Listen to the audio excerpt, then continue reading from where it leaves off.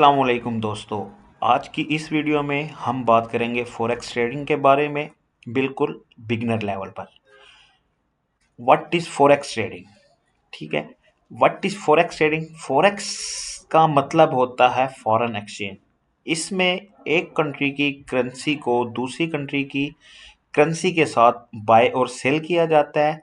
जैसे कि example USD to PKR, यानी यूनाइटेड स्टेट डॉलर और पीकेआर का कंपैरिजन होता है।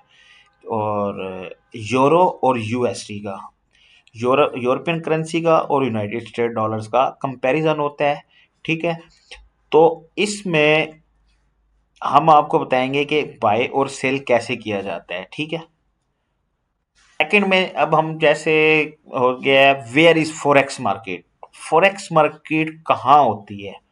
फॉरेक्स मार्केट ऑनलाइन होती है और ये 24 आवर वर्क करती है, चलती रहती है।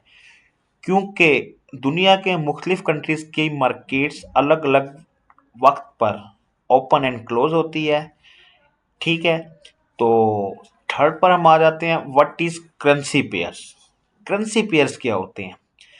फॉर एग्जांपल, हमेशा फॉरेक्स मार्केट हमेशा पेयर्स में होती है, यानी दो जोड़ों का एक पेयर्स बना होता है। मिसाल के तौर पर यूरो यूएसडी, यूरोपियन करेंसी और यूनाइटेड स्टेट डॉलर्स का। और secondly GBP and USD, British pound का और यूनाइटेड स्टेट डॉलर का। इसका मतलब होता है कि हम एक करेंसी को बाय और दूसरी को सेल कर रहे होते हैं। ठीक हो गया। ये होता है व्हाट इज करेंसी पेयर। तो फोर्थ पर हम आ जाते हैं, how to profit and loss in forex trading.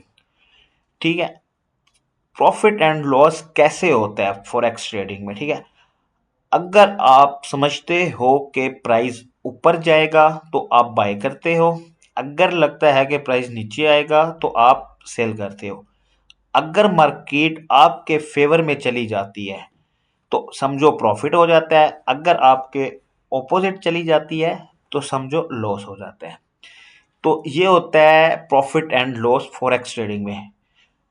अब हम एंड पे जो बात करते हैं, what should a beginner learn in forex, यानी बिगनर को क्या सीखना चाहिए स्टार्टिंग में।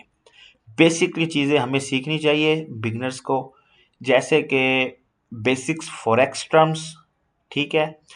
तो सेकेंडली चार्ट्स का बेसिक आइडिया, चार्ट्स को हमने कैसे रीड करना है।